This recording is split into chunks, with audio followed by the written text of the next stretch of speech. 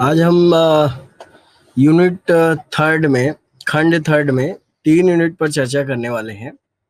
इसमें बेसिकली जो ये खंड है ये संस्थाओं पर चर्चा का है, इंस्टीट्यूशन पर चर्चा का है। जैसा हमें मालूम है कि किसी भी लोकतांत्रिक देश के लिए कुछ संस्थाओं का एग्जिस्टेंस बहुत ज़रूरी होता है और वो संस्थाएं उस देश की संपूर्ण प्रक्रियाओं का, संरचनाओं का एक तरीके से खाका प्रस्तुत करती हैं, उनका एक प्रस्तुतिकरण होती है। भारत में विधायिका, कार्यपालिका और न्यायपालिका, जैसे कि हम अपने घर में कार्य का विभाजन करते हैं, किसी कार्यस्थल पर कार्य का विभाजन करते हैं और कार्य के विभाजन के परिणाम स्वरूप हम किसी भी कार्य को तय समय में ठीक ढंग से बिना किसी एक दूसरे से अंतर्द्वंद किए हुए कर पाते हैं। उसी प्रकार से सरकार के स्तर पर जब हमको कोई कार्य करना होता है, तो हम कार्य का बँटवारा करते हैं, कार्य का विभाजन करते हैं। उसके लिए अलग-अलग यूनिट्स, अलग-अलग इकाइयाँ कार्य करती हैं। वर्तमान जो लोकतांत्रिक व्यवस्था है, वर्तमान लोकतांत्रिक व्यवस्था में विधायिका, कार्यपालिका और न्यायपालिका, इन तीनों के द्वारा व्यवस्था संबंधी कार्य किए जाते हैं। जैसा कि हमें मालूम है, कानून का निर्माण करना है तो विधायिका है, क्रियान्वयन से संबंधित कार्य करना है तो कार्यपालिका है और किसी भी प्रकार का ऐसे संबंधित विवाद उत्पन्न होता है, न्याय सम्मत अगर कोई निर्णय देना है तो उसके लिए हमारे पास एक न्यायपालिका होती है। राजनीतिक व्यवस्था में, पॉलिटिकल सिस्टम में हम लोग ऑलरेडी चर्चा कर चुके हैं कि जो प्रकृति राजनीतिक व्यवस्था की जो प्रकृति होती है, वो पारस्परिक संबंधों पर आधारित होती है। वह एक दूसरे के पूरक के रूप में कार्य कर रही होती है। तो सत्ता के विभाजन के परिणाम स्वरूप विधायिका, कार्यपालिका और न्यायपालिका जो ये 3 एक तरीके से व्यवस्थाएँ हैं, संस्थाएँ हैं, ये हमारे सामने आती हैं। अलग-अलग यूनिट्स में हमको ये तीनों विधायिका, कार्यपालिका और न्यायपालिका की क्रमशः चर्चा करनी है। भारत में भारतीय राजनीतिक व्यवस्था का जो इंस्टीट्यूशनात्मक स्ट्रक्चर है, ढाँचा है, उसमें सरकार के 3 अंग हैं, विधायिका, कार्यपालिका और न्यायपालिका। ये कहा जा सकता है कि शक्ति का विभाजन का सिद्धांत भी यहाँ पर अंतर्निहित है। सबसे पहले हम विधायिका के विषय में चर्चा करते हैं। विधायिका का मतलब कानून बनाने वाली संस्था, कानून बनाने वाला अंग। भारतीय संसद की उत्पत्ति, उसका ढाँचा, उसकी कार्यप्रणाली, ये सारी चीज़ें विधायिका से संबंधित हैं। विधायिका जो लेजिस्लेचर शब्द है इंग्लिश में, उसकी जो व्युत्पत्ति है वो लैटिन भाषा के लेक्स शब्द से हुई है। इसका अभिप्राय है विशेष प्रकार का विधि, नियम। इस नियम का अर्थ विधान, जो संस्था इसे लागू करती है, उसे विधायिका कहते हैं। प्रधानतः विधायिका के 2 स्वरूप होते हैं, एक संसदीय और एक दूसरा अध्यक्षीय। तो संसदीय प्रतिमान में कार्यपालिका का चुनाव अपने सदस्यों के मध्य से किया जाता है।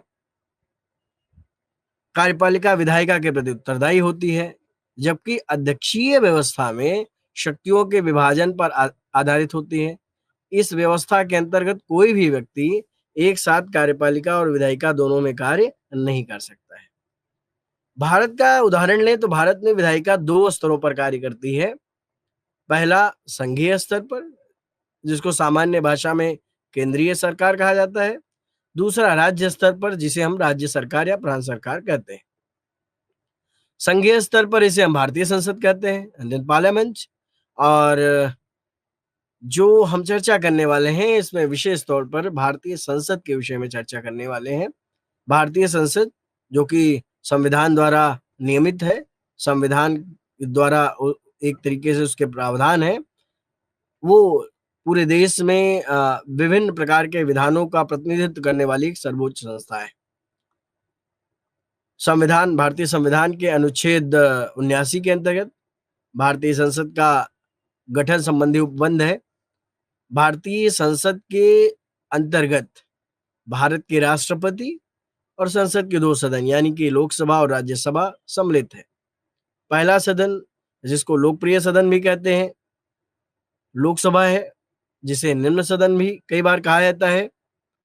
दूसरा सदन जिसे राज्यसभा कहते हैं, उसे उच्च सदन भी कहा जाता है। लोकसभा एक अस्थायी सदन है, जिसे कभी भी भंग किया जा सकता है, जबकि राज्यसभा एक स्थायी सदन है, जो अनवरत गतिमान रहता है, जो अनवरत चलता रहता है, उसे कभी भंग नहीं किया जा सकता है। राष्ट्रपति का पद कभी भी रिक्त नहीं रह सकता है, क्योंकि वह देश का सर्वोच्च प्रधान है। तो भारत का जो राष्ट्रपति है, वह विधायिका का हिस्सा नहीं है। भारत के अमेरिका का जो राष्ट्रपति है, सॉरी, वो राष्ट्रपति विधायिका का, कांग्रेस का हिस्सा नहीं होता है। जबकि भारत का जो राष्ट्रपति है, हमने पहले आपको बताया कि भारत का राष्ट्रपति लोकसभा और राज्यसभा के साथ इंटैक्ट रहता है, जुड़ा रहता है, वो अलग नहीं रह सकता। यद्यपि वह सदन की गतिविधियों में पार्टिसिपेट नहीं करता है, वहां पर सदन में बैठता नहीं है, सदन की कार्यवाही में हिस्सा नहीं ले सकता है, लेकिन भारत का राष्ट्रपति संसद से संबंधित कई महत्वपूर्ण कार्यवाहियों में भागीदारी भी करता है। राष्ट्रपति सदन को चलाने का निर्देश दे सकता है, उसे लोकसभा को भंग करने की शक्ति प्राप्त है। राष्ट्रपति की अनुमति के बिना कोई विधेयक कानून नहीं बन सकता है। वह विधेयक सदन के दोनों सदनों द्वारा ही पारित भले ही क्यों ना हो जाए। यदि दोनों सदनों की बैठक नहीं हो, तब भी राष्ट्रपति अपनी शक्तियों का प्रयोग करके विधि लागू कर सकता है, कानून लागू कर सकता है। अध्यादेश, इस प्रकार के अध्यादेश एक तरीके से अस्थायी हो सकते हैं, लेकिन यह संसद में पारित जो विधायन होते हैं, उनके समान ही शक्तिशाली होते हैं, प्रभावकारी होते हैं। तो भारत का राष्ट्रपति विधायिका के प्रमुख अंग के रूप में हमारे यहाँ काम करता है। लोकसभा लोकसभा संसद का निम्न सदन है। इसे कई बार हम जनता का सदन भी कहते हैं। जनता का सदन इसलिए कहते हैं कि जनता इनके जो मेंबर्स होते हैं, उनके चुनाव में पार्टिसिपेट करती है। लोकसभा के सदस्यों का एक तरीके से प्रत्यक्षता चुनाव करती है। वर्तमान समय में भारत में सूक्ष्म जानकारी के लिए संसद के सदस्यों की, जो लोकसभा के सदस्यों की अधिकतम संख्या 545 हो सकती है। 530 उसमें से राज्यों से चुनकर आते हैं, जबकि 20 सदस्य केंद्र शासित प्रदेशों से चुनकर आते हैं। 2 सदस्य राष्ट्रपति के द्वारा नॉमिनेट किए जाते हैं। सदस्य आंग्ल भारतीय समुदाय से आते हैं। इन्हें राष्ट्रपति द्वारा इसलिए मनोनीत किया जाता है ताकि इनका प्रतिनिधित्व भी लोकसभा में हो सके। तो लोकसभा एक ऐसा सदन है जो कि जहां पर जनता के द्वारा निर्वाचित सदस्य भागीदारी करते हैं, विधायन के निर्माण में, विधि के निर्माण में वो पार्टिसिपेट करते हैं, और वह जनता से जुड़े हुए मुद्दों को लोकसभा में इनिशिएट करते हैं, उठाते हैं, और उसके आधार पर जो विधि के निर्माण की प्रक्रिया है वो इनिशिएट होती है। तो सीटों का बंटवारा यहाँ पर क्षेत्रीय प्रतिनिधित्व के आधार पर होता है, अर्थात सभी राज्यों को उनकी जनसंख्या के आधार पर सीटें निर्धारित की जाती हैं। चुनाव के हिसाब से सभी राज्यों के निर्वाचन क्षेत्र में बांटा जाता है, जिसकी जनसंख्या ज्यादातर समान होती है। लोकसभा के सदस्य वयस्क मताधिकार के आधार पर चुने जाते हैं, यानी कि भारत का कोई भी व्यक्ति जिसकी आयु 18 वर्ष है, वह वोट देने के लिए योग्य है। वह स्त्री हो, वह पुरुष हो, उसमें कोई भी किसी भी प्रकार का कोई भेद नहीं है। जो प्रत्याशी किसी भी कॉन्स्टिट्यूएंसी में सर्वाधिक मत प्राप्त करता है, वह फाइनली निर्वाचित हो जाता है। और चूंकि लोकसभा का कार्यकाल 5 वर्ष का होता है, वह जो सदस्य होता है उसका भी कार्यकाल 5 साल का होता है। लेकिन ध्यान देने योग्य बात है कि समय से पूर्व भी यदि राष्ट्रपति चाहे तो उसे एक प्रक्रिया के द्वारा भंग कर सकता है। लोकसभा का सदस्य कौन बन सकता है? तो कोई भी व्यक्ति जिसकी आयु 25 वर्ष हो, भारत का नागरिक हो, दिवालिया या पागल ना हो, इस प्रकार का कोई भी व्यक्ति भारत में संसद बनने की अर्हता रखता है, लोकसभा का सदस्य बनने की अर्हता रखता है। इसके बाद हमारे पास दूसरा सदन है राज्यसभा। जिसको उच्च सदन कहते हैं। राज्यसभा का मतलब राज्यों का प्रतिनिधित्व करने वाली संस्था। इसके सदस्यों की संख्या 250 है, जिसमें 12 सदस्य राष्ट्रपति के द्वारा नॉमिनेट किए जाते हैं।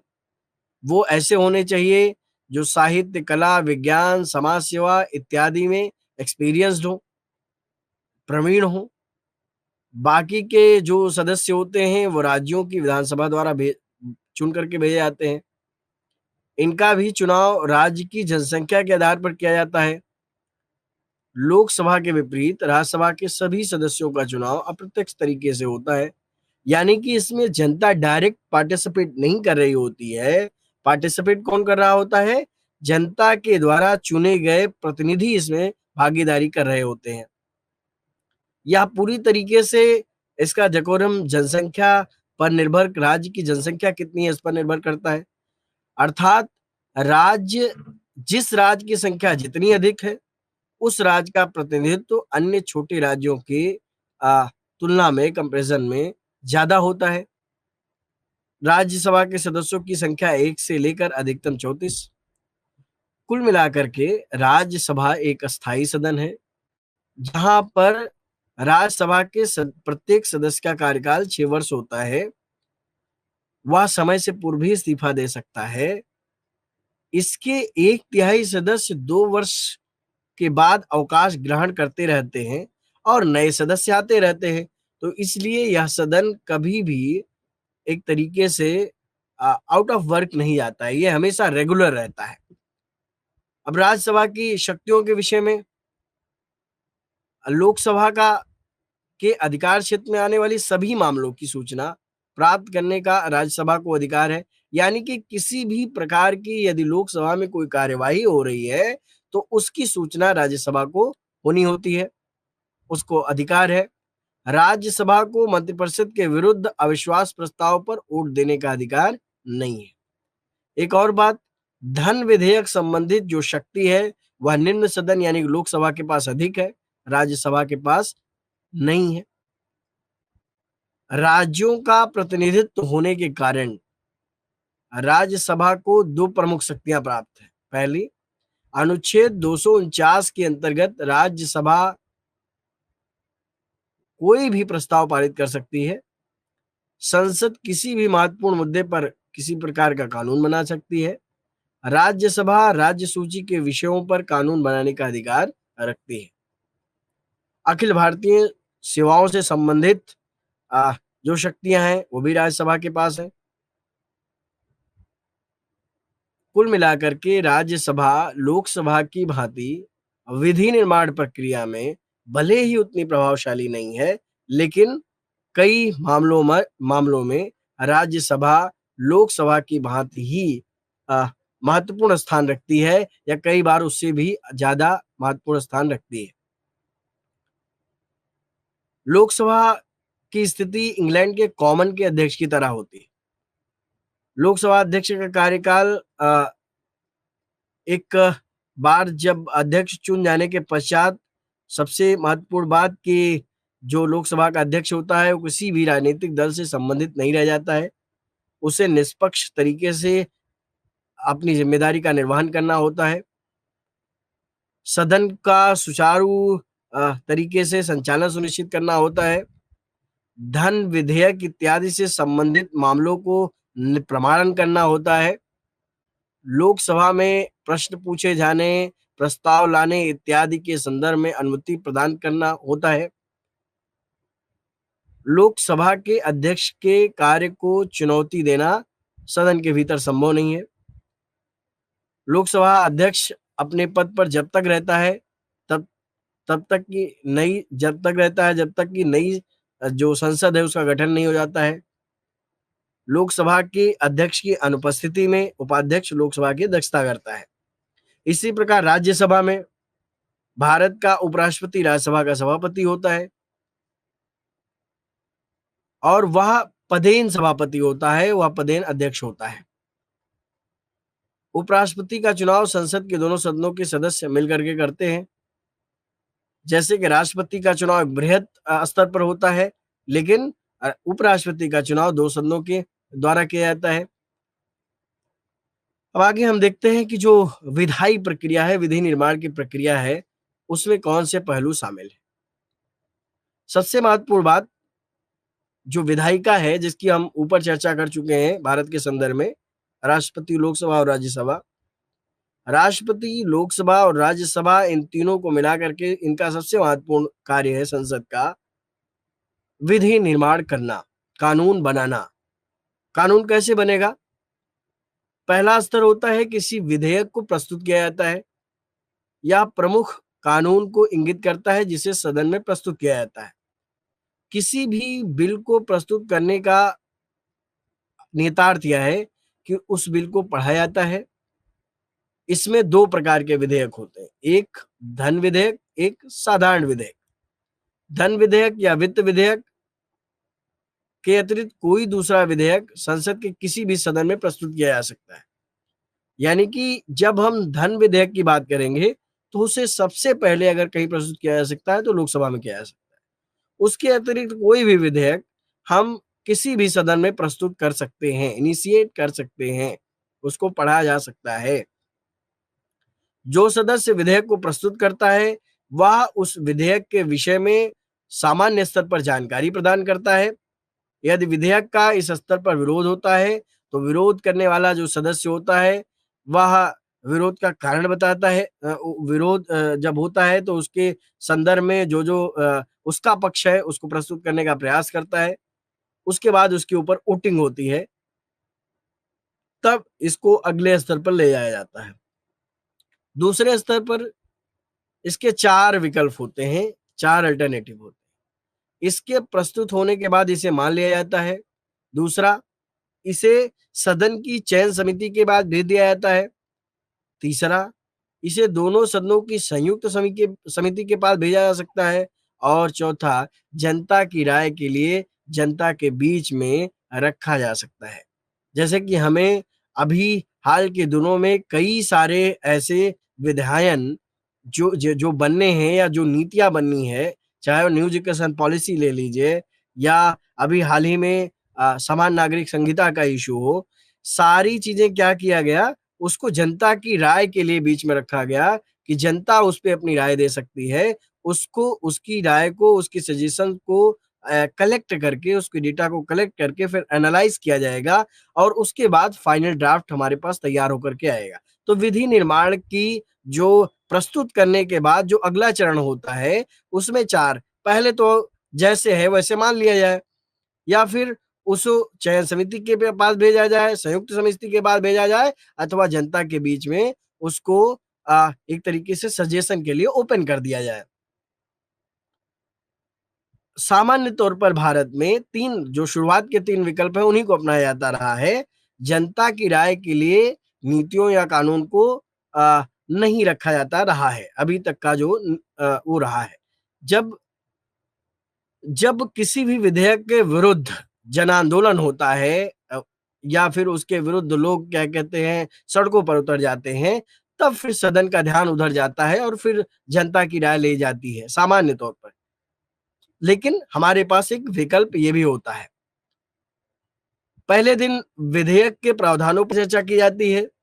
यदि विधेयक को अपनाया है तब उसके संशोधनों पर विचार किया जाता है। फिर उसको प्रावधानों को संशोधनोपरांत ग्रहण कर लिया जाता है, अपना लिया जाता है। मान लीजिए कि विधेयक को विधायन को चयन समिति के पास भेज दिया गया, तो उस पर चर्चा होने के पश्चात इसकी रिपोर्ट सदन में प्रस्तुत की जाती है। इसके बाद उस विधेयक में जो संशोधन किए गए हैं उसको स्वीकार किया जा सकता है। इस प्रकार विधेयक पूरी तरीके से तैयार हो जाता है, उसकी सभी प्रक्रियाएं पूरी हो जाती हैं। फिर थर्ड स्टेज आता है। तीसरे स्तर पर विधेयक के प्रभारी विधेयक को पारित करने के लिए आगे बढ़ाता है। इस स्तर पर विधेयक पर संक्षिप्त चर्चा पुनः की जाती है तथा इसमें कुछ औपचारिक संशोधन यदि होते हैं तो फिर से उसमें संशोधन किया जा सकता है। जब सभी प्रकार के संशोधन हो जाते हैं तो उस विधेयक को सदन में पारित किया जाता है, प्रस्तुत किया जाता है और फिर पारित किया जाता है। उसके बाद वह विधेयक दूसरे सदन में भेजा जाता है और दूसरे सदन की अनुमति या उसके एक तरीके से वहां पर पारित होने के बाद इसे, जब यह विधेयक दूसरे सदन में पारित हो जाता है, वहां पर पहले सदन की प्रक्रिया अपनाई जाती है। उसके पास भी इसी प्रकार के विकल्प होते हैं।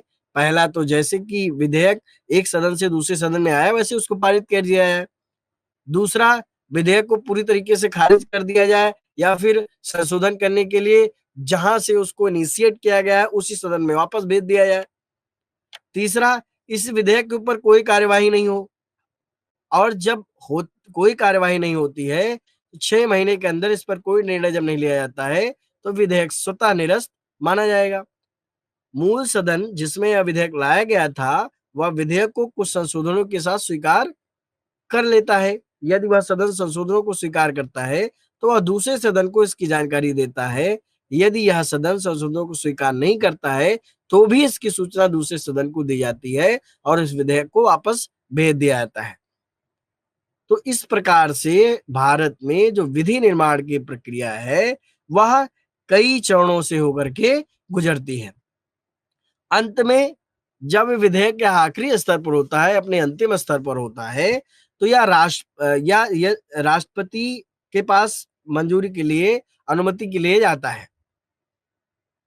इस पर सबसे पहले लोकसभा अध्यक्ष का हस्ताक्षर होता है, और लोकसभा अध्यक्ष के हस्ताक्षर के बाद जब दोनों सदनों से पारित हो जाता है, लोकसभा अध्यक्ष के हस्ताक्षर के बाद यह राष्ट्रपति के अनुमति के लिए जाता है, और यह विधेयक का सामान्य तौर पर अंतिम स्तर होता है। यदि राष्ट्रपति इस पर अपनी मंजूरी दे देता है, तो यह विधेयक कानून बन जाता है, एक दस्तावेज के रूप में हमारे समक्ष आ जाता है।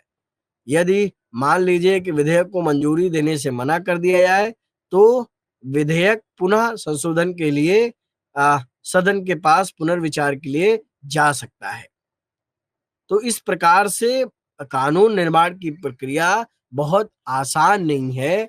कानून निर्माण की प्रक्रिया एक तरीके से जटिल एवं लंबी प्रक्रिया है। इसमें कई बार हमें देखने में आता है कि कई बार इसमें समय बहुत ज़्यादा लगता है, और कई बार उस पर सार्थक चर्चा भी नहीं हो पाती है।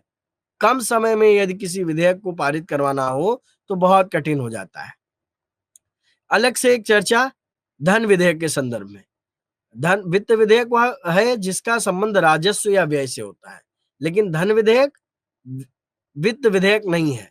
संविधान के अनुच्छेद 110 में यह कहा गया है, कोई भी विधेयक तब तक धन विधेयक नहीं माना जा सकता जब तक कि उसे लोकसभा अध्यक्ष प्रमाणित न कर दे। धन विधेयक राज्यसभा में प्रस्तुत नहीं किया जा सकता है, लोकसभा में प्रस्तुत किया जा सकता है। इसकी पूर्व में चर्चा हम कर चुके हैं।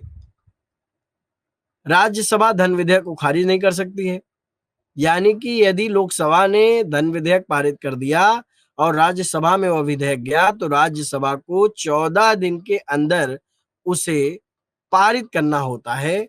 14 दिन के अंदर उसे वापस भेजना पड़ता है, और इसके संदर्भ में यदि कोई संशोधन या सिफारिश राज्यसभा ने सुझाई हुई है, तो उसे लोकसभा मानने के लिए बाध्य नहीं है। यह सबसे महत्वपूर्ण बात है कि धन विधेयक में एक तरफा अधिकार लोकसभा का होता है। संसदीय विशेषाधिकार, संसद जो होते हैं उनको संसद के अंदर दोनों सदनों में बोलने की स्वाधीनता होती है, आजादी होती है। किसी सदन के प्राधिकारी द्वारा या उसके अधीन किसी रिपोर्ट, पत्र, मत या कार्यवाही के प्रकाशन संदर्भ में इस प्रकार का कोई उत्तरदायित्व नहीं होता है। किसी भी कोर्ट में गवाह के रूप में उसे छूट मिलती है। इस प्रकार के तमाम संसदीय विशेषाधिकार होते हैं। संसद का एक महत्वपूर्ण और कार्य है कार्यपालिका पर नियंत्रण का। संसद की कार्यवाही के कुछ महत्वपूर्ण नियम हैं। पीठासीन अधिकारी प्रश्नकाल का निर्देश करते हैं। प्रश्न पूछना किसी भी सदस्य का संसदीय अधिकार होता है। इस प्रकार तमाम उपबंधों के द्वारा विधायिका कार्यपालिका पर नियंत्रण रखती है। संसदीय समितियां होती हैं। इसी प्रकार जैसे कि केंद्र में, संघ में संसद होती है, राज्यों में राज्य विधायिकाएं होती हैं, कई स्थानों पर केवल विधानसभा और कई स्थानों पर विधानसभा और विधान परिषद कानून निर्मात्री संस्था के रूप में कार्य करते हैं। अब हम नेक्स्ट यूनिट की ओर चलते हैं, कार्यपालिका। कार्यपालिका यानी कि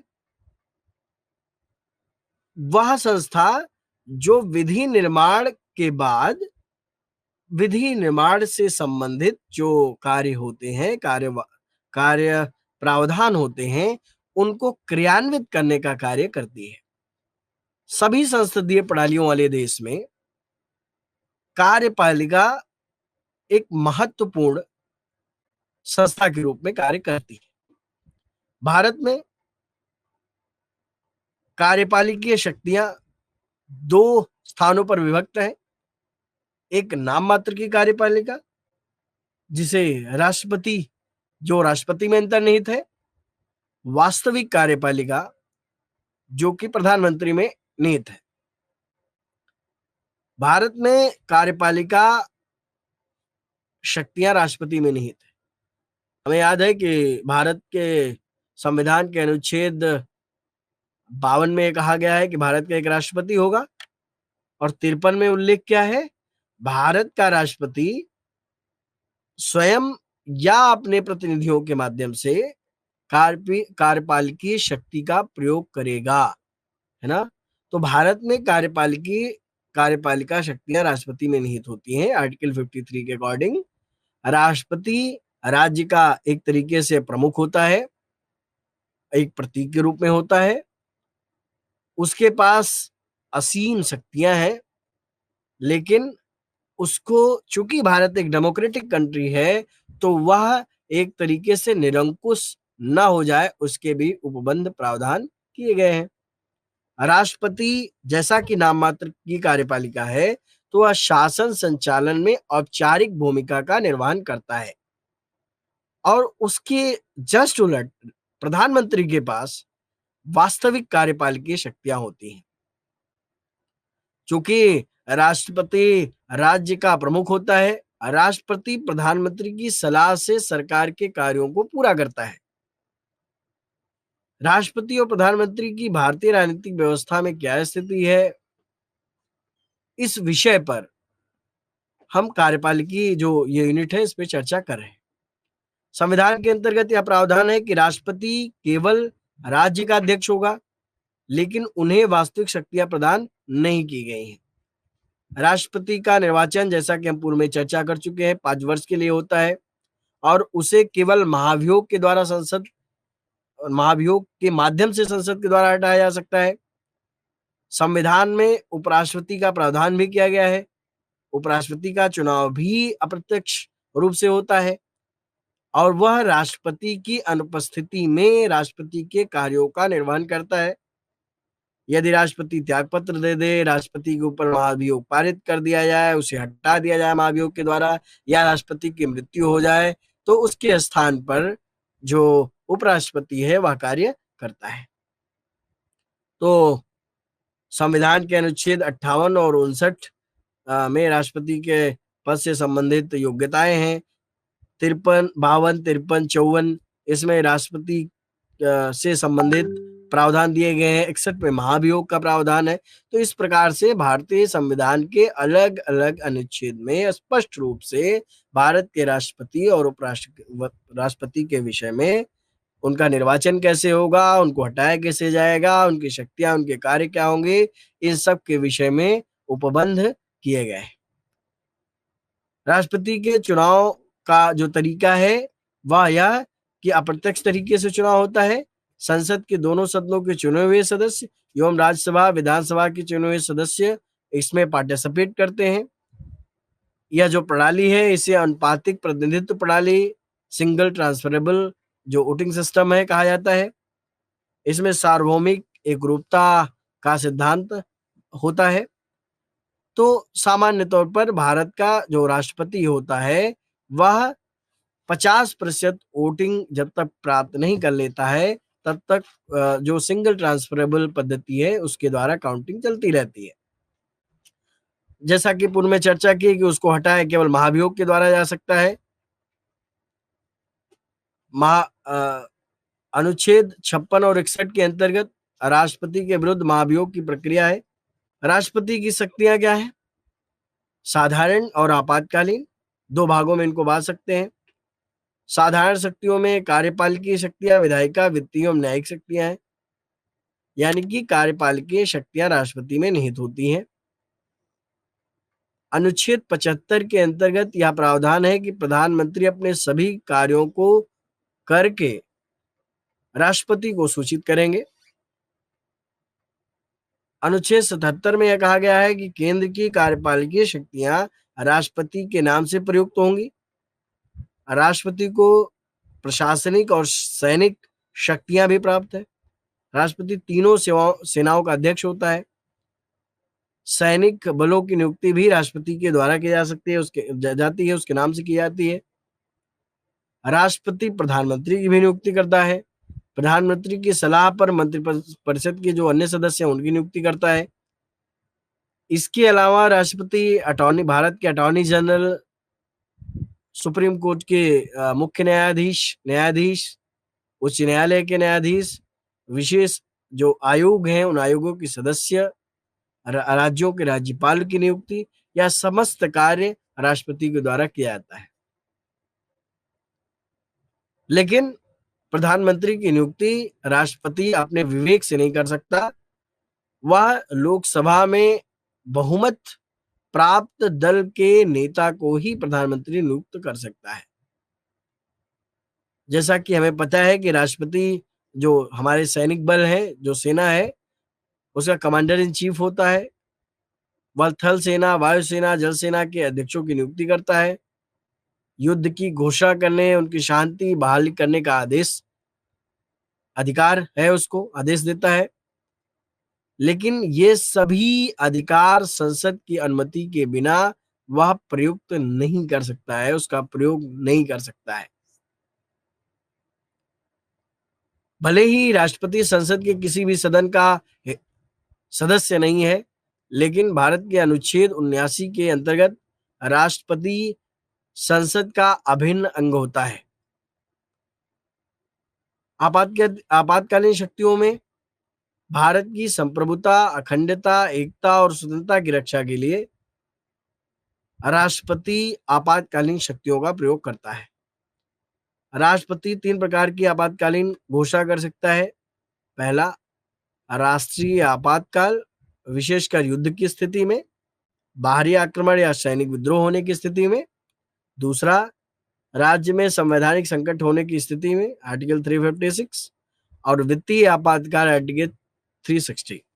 इन 3 तरीके से क्रमशः 352, 356, 360, इन तीनों अनुच्छेदों के द्वारा वह आपातकालीन उपबंध लागू कर सकता है और वह किसी भी समय राष्ट्रीय आपातकाल की घोषणा कर सकता है यदि उसे यह एहसास हो जाए कि देश की सुरक्षा, राष्ट्र की सुरक्षा खतरे में है।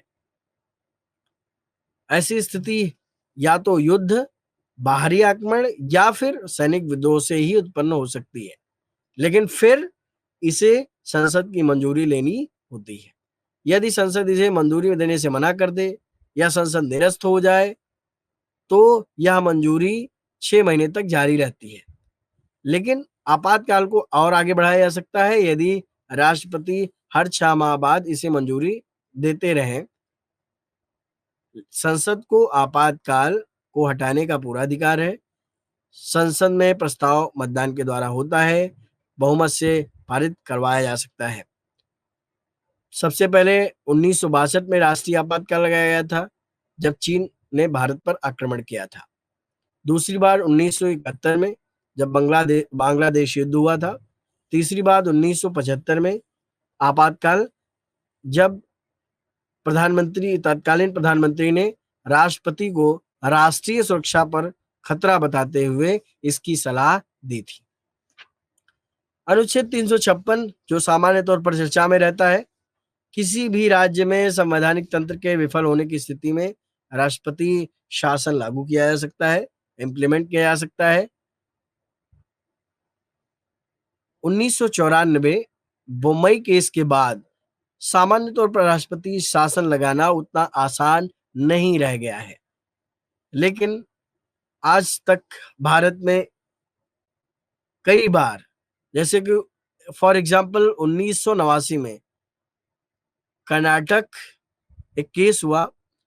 1989 में कर्नाटक में एसआर बोम्मई जो उस समय मुख्यमंत्री थे कि सरकार से 19 मंत्रियों ने राज्यपाल को सरकार से अपना समर्थन लेते हुए पत्र लिखा, जिसके आधार पर राज्यपाल ने सरकार को भंग कर दिया।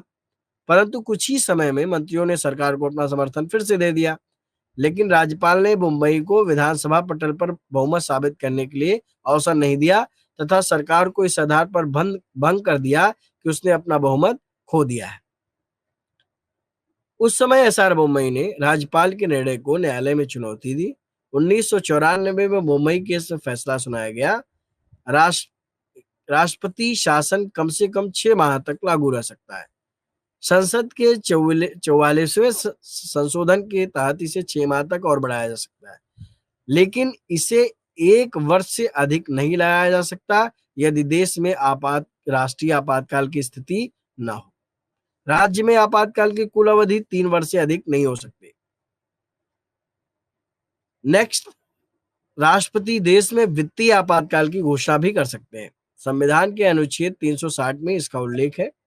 यदि देश में वित्तीय संकट का उसको भान हो, राष्ट्रपति इसे राष्ट्रीय आपातकाल मानकर वित्तीय आपातकाल की घोषणा कर सकते हैं, लेकिन इसके लिए भी संसद की मंजूरी लेनी होती है। हमें कह सकते हैं कि राष्ट्रपति के पास असीम शक्तियां होती हैं, लेकिन वास्तव में हकीकत में यदि देखा जाए तो राष्ट्रपति अपनी शक्तियों का प्रयोग प्रधानमंत्री या मंत्रिपरिषद की सलाह पर करता है और संसद उसके ऊपर पूर्णतः अंकुश रखती है।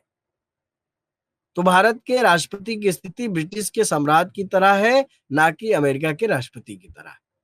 भले ही राष्ट्रपति राज्य का अध्यक्ष या मुखिया है, लेकिन सरकार का मुखिया प्रधानमंत्री ही होता है। भारत का प्रधानमंत्री वास्तव में कार्यपालिकीय शक्तियां उसमें अंतर्निहित होती हैं। सभी प्रकार के कार्यपालिकीय जो अधिकार होते हैं, जो शक्तियां होती हैं, उसका प्रयोग उसके द्वारा किया जा सकता है, चूंकि वह मंत्रिपरिषद का मुखिया होता है।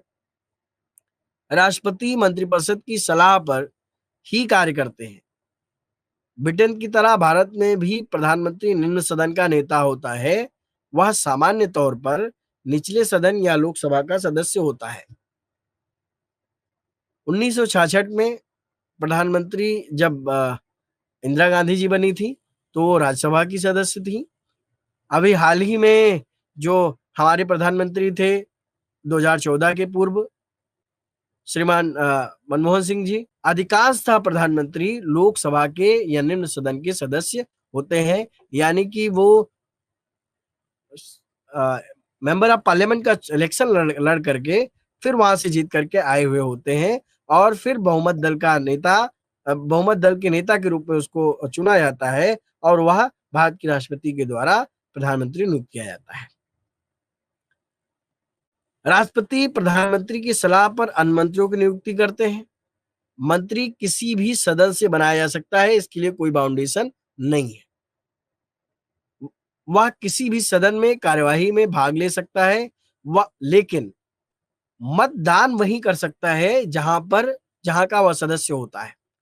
कोई भी व्यक्ति यदि किसी भी सदन का सदस्य नहीं है, उसे मंत्री बनाया जा सकता है, लेकिन 6 महीने के अंदर उसको किसी भी सदन की सदस्यता प्राप्त करना अपरिहार्य है, जरूरी है। कैबिनेट को साधारणतः मंत्रिपरिषद भी कहा जाता है, लेकिन यह अलग अलग होते हैं। मंत्रिपरिषद में कई प्रकार के मंत्री शामिल होते हैं। स्वतंत्रता से पूर्व भारत में कैबिनेट नामक संस्था नहीं थी। उस समय कार्यकारी परिषद होती थी। 15 अगस्त 1947 को कार्यकारी परिषद को परिवर्तित करके उसे मंत्रिपरिषद में चेंज कर दिया गया, जो कि संसद के प्रति उत्तरदायी है। कैबिनेट शब्द का प्रयोग मंत्रिपरिषद के विकल्प के तौर पर किया गया। इस स्तर पर कैबिनेट के सभी मंत्री एक समान होते हैं, प्रधानमंत्री को छोड़ करके। लेकिन जब कनिष्ठ सदस्यों को मंत्रिमंडल में शामिल किया गया, तब से परिस्थिति चेंज हो गई उसमें बदलाव आ गया। 1950 में गोपाल स्वामी अयंगर गठित समिति की सिफारिशों के पश्चात त्रिस्तरीय मंत्रिपरिषद का गठन किया गया। इसमें ऊपर के कैबिनेट रैंक के मंत्री होते हैं, बीच में राज्य मंत्री होते हैं और निचले स्तर पर उप मंत्री होते हैं या राज्य मंत्री स्वतंत्र प्रभार भी होते हैं। कैबिनेट रैंक के मंत्री सबसे वरिष्ठ मंत्री होते हैं। इनके पास सबसे महत्वपूर्ण जिम्मेदारी होती है या सबसे शक्तिशाली निकाय होता है। नेक्स्ट, जो मंत्रिपरिषद है, मंत्रिपरिषद सामूहिक उत्तरदायित्व की भावना के आधार पर काम करती है, इसके सिद्धांत के आधार पर काम करती है। इस सिद्धांत के अंतर्गत सभी मंत्री अपने कार्य के प्रति एवं सरकार के प्रति सामूहिक रूप से कलेक्टिवली रिस्पॉन्सिबल होते हैं। सामूहिक नेतृत्व के अंतर्गत सभी मंत्री कैबिनेट के निर्णयों की जिम्मेदारी सामूहिक रूप से साझा करते हैं। चाहे संदेह हो, असहमति हो, वो सारी चीजें कैबिनेट के अंतर्गत सीमित रहती है। एक बार यदि कोई निर्णय ले लिया गया तो फिर यह संपूर्ण सरकार का निर्णय माना जाता है या किसी व्यक्ति का निर्णय माना नहीं जाता है। सरकार का मतलब सभी मंत्री समूहों ने बैठ करके इस पर निर्णय लिया है, ऐसा।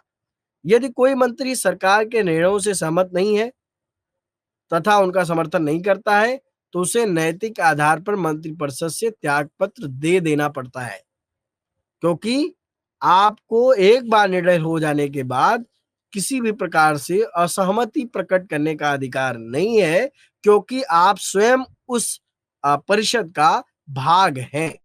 यदि मंत्रिपरिषद का गठन विभिन्न राजनीतिक दलों के गठबंधनों के द्वारा किया गया है तो यह न्यूनतम साझा कार्यक्रम इसके आधार पर होता है और सभी मंत्रालयों में सामंजस्य बना रहे इसका प्रयास किया जाता है। संसद के प्रति उत्तरदायी होती है।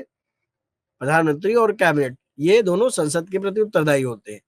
संसद शासन नहीं चलाती बल्कि सरकार की नीतियों का आलोचनात्मक परीक्षण करती है तथा इसे उचित अनुचित मानकर इसके कार्यों की समीक्षा करती है, यानी कि उस पर डिबेट होता है, उस पर डिस्कशन होता है और उस पर चेक एंड बैलेंस रखने का प्रयास किया जाता है।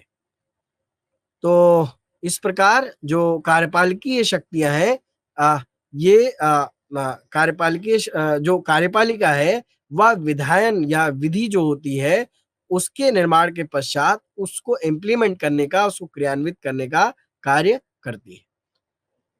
अगली यूनिट है न्यायपालिका, जुडिशरी। हमें यह मालूम है कि भारत में आम जनमानस के द्वारा न्यायपालिका को बहुत ही शुचिता के दृष्टिकोण से देखा जाता है। यह माना जाता है कि कानून निर्माण की प्रक्रिया, कानून क्रियान्वयन की प्रक्रिया, इसको एक तरीके से चेक करने का राइट न्यायपालिका के पास है और न्यायपालिका विधायिका और कार्यपालिका के शक्तियों पर अंकुश या नियंत्रण लगाने वाली अंतिम संस्था है और इसके निर्णय को अंतिम माना जाता है। केंद्र और राज्य के बीच विवादों को हल करने में भी न्यायपालिका का महत्वपूर्ण रोल होता है। तो भारत में जो न्यायपालिका है, न्यायपालिका की उत्पत्ति सामान्य तौर पर औपनिवेशिक काल से मानी जाती है। 1973 में रेगुलेटिंग एक्ट पारित होने के बाद भारत में प्रथम सर्वोच्च न्यायालय की स्थापना हुई। संपूर्ण जो न्याय व्यवस्था है भारत में वह 3 स्तरों पर विभाजित है, 3 लेयर है। इसमें सबसे ऊपर सर्वोच्च न्यायालय, इसके नीचे उच्च न्यायालय और सबसे नीचे सत्र न्यायालय स्थापित है। सर्वोच्च न्यायालय कानून का सर्वोत्तम न्यायालय है, कानून निर्वचन का। संविधान का मानना है कि सर्वोच्च न्यायालय द्वारा घोषित कानून सबके लिए बाध्यकारी होगा, विशेषकर भारतीय क्षेत्र के सभी छोटे न्यायालय उससे निचले न्यायालयों में। सर्वोच्च न्यायालय के नीचे उच्च न्यायालय होते हैं जो कि राज्यों में स्थापित होते हैं। इन न्यायालयों में जिला सत्र न्यायालय, अधीनस्थ न्यायालय और अन्य छोटे न्यायालय भी शामिल है। संघीय व्यवस्था में न्यायपालिका का जो महत्व है उसको देखते हुए कहा जा सकता है कि सर्वोच्च न्यायालय को भारतीय संविधान की व्याख्या करने का अंतिम अधिकार प्राप्त है। न्यायिक प्रावधानों की रचना करते समय संविधान सभा ने न्यायालय की स्वतंत्रता, उसकी निष्पक्षता, इन सभी मुद्दों पर विशेष प्रकार से चर्चा की, बहस मुबाहिसे किए और उसके आधार पर इसकी संरचना की। कुल मिलाकर के भारत में इस समय 30 न्यायाधीश उच्चतम न्यायालय में और एक मुख्य न्यायाधीश है। इस प्रकार से उच्च न्यायालयों की संरचना है, उनका संगठन है। संविधान के अनुच्छेद 124 सब क्लॉज 2 में राष्ट्रपति सर्वोच्च न्यायालय के जजों की नियुक्ति मंत्रिपरिषद की सलाह के पश्चात करते हैं। सर्वोच्च न्यायालय के मुख्य न्यायाधीश की नियुक्ति राष्ट्रपति विभिन्न न्यायाधीशों के साथ विचार विमर्श करने के बाद करते हैं। संवैधानिक प्रावधानों के बावजूद सर्वोच्च न्यायालय के मुख्य न्यायाधीश की नियुक्ति कई बार हम लोग देखते हैं कि राजनीतिक विवाद का कारण भी बनती रहती है। कोलेजियम सिस्टम के विषय में अभी हाल के वर्षों में ढेर सारी चर्चाएं हुई, उस पर ढेर सारे बहस मुबाहिसे हुए। कोलेजियम प्रणाली समिति या मंडल एक ऐसी प्रणाली है जिसमें न्यायाधीशों का चयन करने के लिए न्यायाधीश ही होते हैं और इस पर कई बार विवाद उत्पन्न होता रहता है। कोई भी न्यायाधीश एक बार नियुक्त होने के बाद 65 वर्ष की आयु तक अपने पद पर बना रहता है। सर्वोच्च न्यायालय का न्यायाधीश या तो अपने पद से इस्तीफा दे सकता है या फिर उन्हें दुर्व्यवहार या योग्य न होने की स्थिति में ही उनके पद से हटाया जा सकता है। यहां भी हटाने की प्रक्रिया को राष्ट्रपति के हटाने की प्रक्रिया की भांति महाभियोग कहा जाता है। संविधान के प्रावधानों के मुताबिक इसके लिए संसद में एक प्रस्ताव पारित करना पड़ता है और उस पर 2/3 बहुमत की आवश्यकता होती है। 1991 में 1991 में एक जज के विरुद्ध महाभियोग का प्रस्ताव संसद में प्रस्तुत किया गया। इसमें सर्वोच्च न्यायालय के न्यायाधीश वी रामास्वामी शामिल थे। इनके कार्यकाल के दौरान कई प्रकार की अनियमितताएं पाई गई। ऐसा 3 सदस्यीय जांच समिति का इसके लिए 3 सदस्यीय जांच समिति का गठन किया गया। इस समिति ने पाया कि बड़े स्तर पर अपने पद का दुरुपयोग किया गया, इससे जनता के हित को गहरा आघात पहुंचा और एक तरीके से इसे दुर्व्यवहार का मामला माना गया। इस प्रकार वी रामास्वामी ऐसे पहले जज थे जिनके खिलाफ महाभियोग की कार्रवाई की गई, लेकिन इनके विरुद्ध संसद में महाभियोग का प्रस्ताव अंतिम रूप से पारित नहीं हो पाया। हालांकि बाद में उन्होंने अपने पद से इस्तीफा दे दिया। अधिकार क्या है? राजनीतिक विवादों से बचने के लिए संविधान ने जजों को कुछ विशेष अधिकार प्रदान किए हैं ताकि उन्हें आलोचनाओं से एवं उनके अपने आधिकारिक कार्यों को करने में कोई बाधा न पहुंचे, कोई समस्या न हो। न्यायालय को यह भी अधिकार दिया गया कि वह ऐसे व्यक्ति के खिलाफ अवमानना की कार्यवाही कर सकता है जो जजों के आधिकारिक कार्यों में बाधा उत्पन्न करता है। यानी कि न्यायालय की अवमानना का जो केस है वो चल सकता है किसी के ऊपर भी। सर्वोच्च न्यायालय का जो क्षेत्राधिकार है, संविधान के अनुच्छेद 141 के अंतर्गत सर्वोच्च न्यायालय को यह अधिकार दिया गया है कि उसके बनाए कानून भारत में सभी न्यायालयों पर लागू होंगे। सर्वोच्च न्यायालय के क्षेत्राधिकार को 4 भागों में विभाजित किया जाता है: प्रारंभिक क्षेत्राधिकार, अपीलीय क्षेत्राधिकार, परामर्शवादी क्षेत्राधिकार और पुनरावलोकन से संबंधित क्षेत्राधिकार। प्रारंभिक क्षेत्राधिकार में सर्वोच्च न्यायालय को जो संघीय व्यवस्था में विशेषकर भारत में केंद्र एवं राज्य सरकारें संविधान से शक्तियां प्राप्त करती हैं, संविधान से जो संवैधानिक शक्तियां हैं वो भारत के एक तरीके से संविधान में अंतर्भूत होती हैं।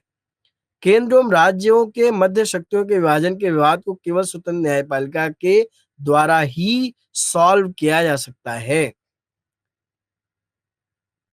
अनुच्छेद 131 के अंतर्गत सर्वोच्च न्यायालय को विशेष अधिकार दिए गए हैं या विभिन्न राज्यों के मध्य या केंद्र एवं राज्यों के मध्य विवाद का निपटारा करती है।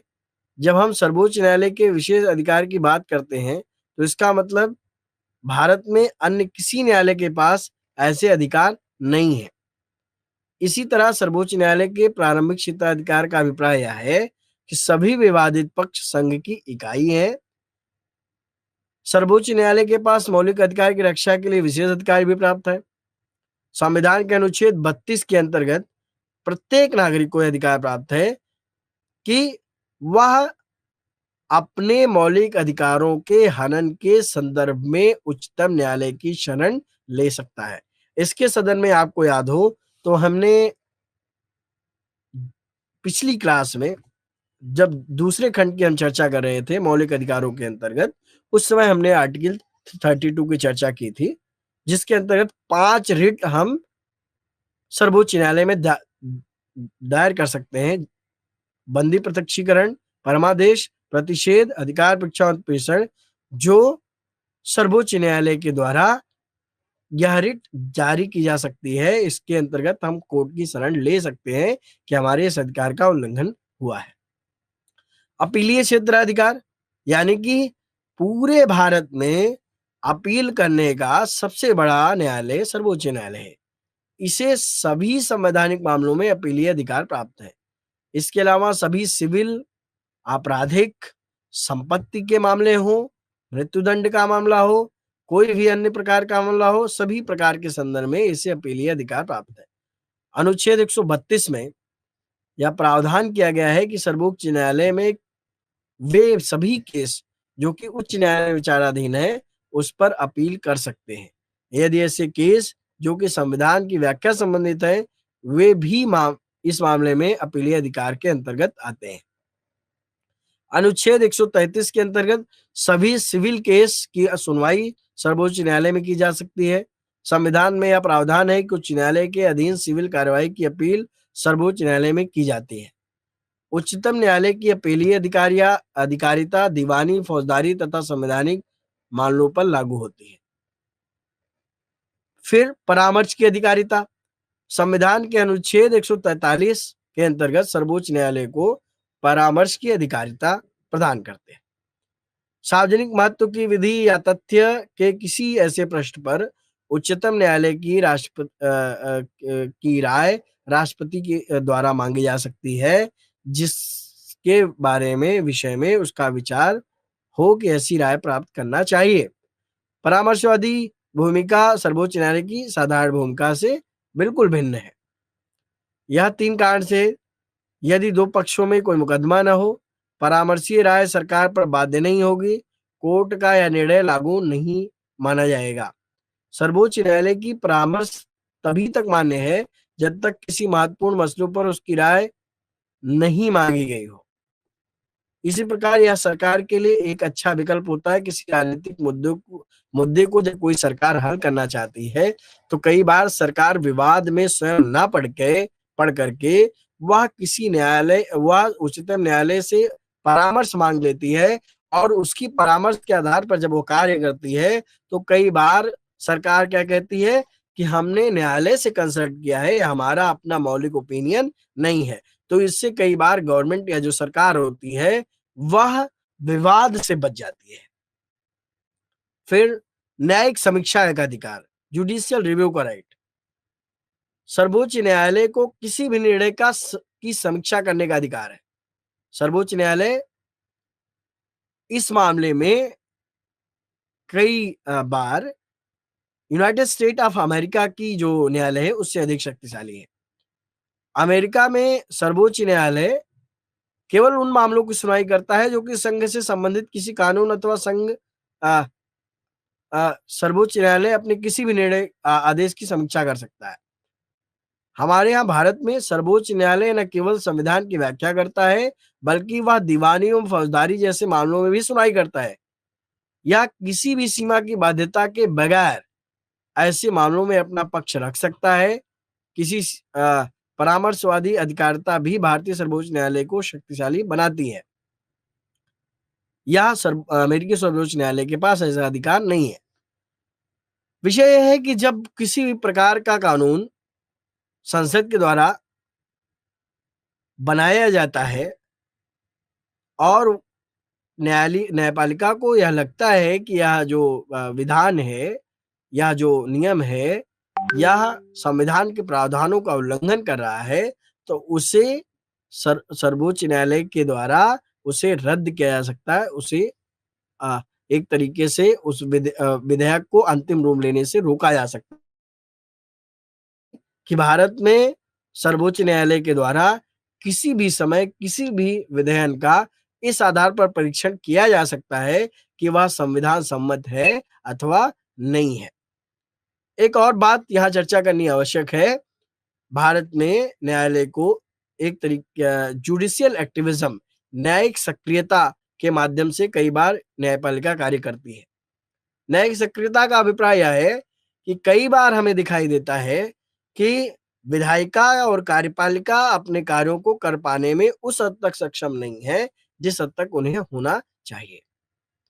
न्यायालय कई बार कई मुद्दों पर स्वतः संज्ञान लेते हुए इस प्रकार के ऐसे निर्णय देता है जहां जो कार्य कार्यपालिका अथवा विधायिका को करना होता है। तो इस प्रकार से भारत में जो न्यायिक व्यवस्था है वह बहुत सक्षम है।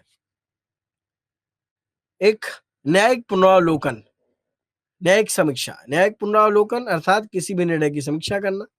न्यायिक पुनरावलोकन उन देशों में काफी महत्वपूर्ण है जहां पर लिखित संविधान है, रिटेन कॉन्स्टिट्यूशन है, क्योंकि उन देशों में लिमिटेड गवर्नमेंट, सीमित सरकार की अवधारणा लागू होती है। न्यायिक पुनरावलोकन का अर्थ न्यायिक पुनरावलोकन इस अर्थ में माना जाता है कि इससे किसी विधायिका की शक्तियों की मान्यता कहाँ तक उचित है तथा सरकार के कार्यों की वैधता कहाँ तक है। विशेषकर संविधान के प्रावधानों के अनुरूप सरकार के कार्य संपन्न हो रहे हैं अथवा नहीं हो रहे हैं, इसका देखने का अधिकार न्यायिक पुनरावलोकन के अंतर्गत जो सर्वोच्च न्यायालय है उसको प्राप्त है। तो कुल मिलाकर के अंतिम रूप से जब हम देखें तो न्यायिक अधिकार है। न्यायिक अधिकार के न्यायपालिका ने नागरिकों के अधिकार की रक्षा के लिए सम्मान अर्जित किया है, लेकिन बड़ी संख्या में अभी भी काफी केस पेंडिंग में है। उस पर भी ढेर सारी चर्चा मुबाहिसे होते हैं।